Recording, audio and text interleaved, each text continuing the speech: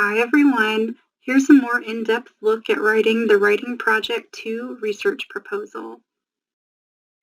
Perhaps some of you have never written a research proposal before, and so now you're wondering, why do I have to do this in the first place?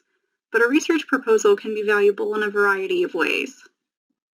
The research proposal writing process can not only help you test your research question before you get too far into the drafting process, but it can also help you find preliminary sources and to imagine the broader scholarly conversation surrounding your topic.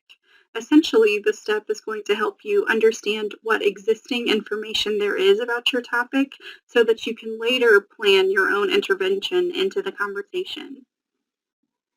Planning your intervention can help you see gaps in the conversation writ large, but can also help you see the gaps in your own research plan. And both of these steps can be crucial as you're coming up with the thesis for Writing Project 2. Most importantly, however, the research proposal process teaches you to take ownership over your projects and your personal scholarship, which is a crucial lesson to learn, especially early on in your collegiate career.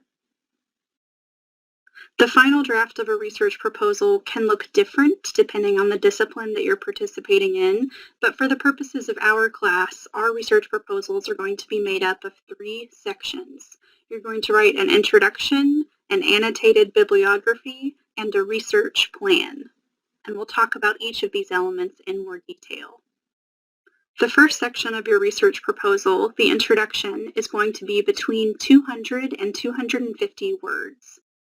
In this section, you're going to succinctly describe your purpose in intervening in the scholarly conversation. Essentially, in this section, you're going to describe the purpose of your researched argument essay.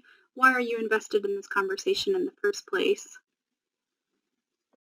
You should also define your target audience for your essay in this section. Regardless of the topic of your paper's target audience should be who you think should be responsible for enacting whatever proposed solution you're advocating for, including that target audience's values and expectations. This step will help you anticipate what your target audience is going to be looking for in the final draft of your researched argument essay, and will help you make your own rhetorically effective decisions throughout the drafting process. Your introduction should also include a revised, generative, knowledge-making research question. This question is essentially going to guide your researched argument essay. And remember that your research question for this paper should not be a question that is too easily answered. This question should be complex enough that it can be answered not with obtaining information and displaying it for your reader, but you ultimately want your reader to work through information to arrive at the conclusion together with you. The second section of your research proposal is an annotated bibliography, and I know that this phrase sounds a little formal and fancy, but I promise it's really not that complicated. An annotated bibliography essentially looks like a works-cited page with some notes attached. It's a summary and an evaluation of your potential sources. And for the purposes of our research proposal, you should only choose 4 of the 7 to write about. So first you'll pick 4 of your 7 required sources for the researched argument essay. You'll craft MLA formatted citation entries for those sources. And then in a short paragraph underneath those entries, you're going to write a short annotation. Your annotation should demonstrate an understanding of your topic as a conversation. And I'm going to tell you exactly, sentence by sentence, what kind of information should go into these annotations. So there's no mystery here. Each of your annotations is going to contain 4 sentences. In the first sentence, you're going to summarize that source's content, paying special attention to the author's main ideas or their thesis if they've provided one. In the second sentence, you're going to describe how the author supports that main idea or thesis. What kind of evidence do they incorporate? What kinds of sources do they use? And so on and so forth. In sentence 3, I would like for you to speculate as to how you will use this source in your paper. Where, how, and why do you imagine the source will appear in your essay? How does this particular source converse with your other sources? One helpful way to approach that last question is to imagine that the authors of your 4 chosen sources are sitting together at a coffee shop.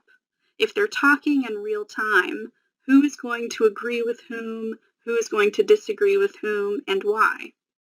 And finally, in your 4th and final sentence, I would like for you to describe how the information in that particular source is going to be useful to your intended readers. How is your intended audience going to respond to this information? You're going to wrap up your research proposal with a 100 to 150 word research plan. This is a pretty short paragraph, but in this paragraph, I would like for you to describe what other research, writing strategies, etc. you need to employ in order to work towards a first draft. So basically, the introduction and the annotated bibliography sections are proving to me and to your peers the work that you've put into your draft so far. In your research plan, you're just looking forward. This is a very low stakes portion of the research proposal. Because this is probably the first formal research proposal that many of you have written, I have provided a research proposal template that is linked here that you can use to format your research proposal. As you can probably intuit, the writing style of this document does not need to be as formal or as polished as, say, the final draft of a writing project would be. However, I do want your work to clearly demonstrate engagement with research, with your source material, with your research question, all of those elements. I do expect this writing to be somewhat exploratory in nature, but your ideas do need to be coherent and cohesive. Rather than be intimidated by this scaffolding assignment, I recommend that you use the research proposal as an opportunity to brainstorm your first draft. Additionally, the more work you put into writing the annotations for your research proposal, the easier it will be for you to integrate those sources into your first draft. If you take the time to read and respond to them critically at this stage, it will be much easier for you to put those sources in conversation with other sources by the time you get around to writing your essay.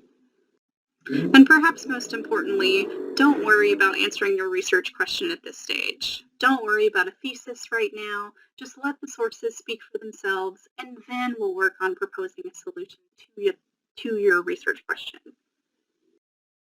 As always, if you have any questions at all, you can shoot me an email at ande1204@purdue.edu, and I look forward to hearing from you. Thanks and good luck.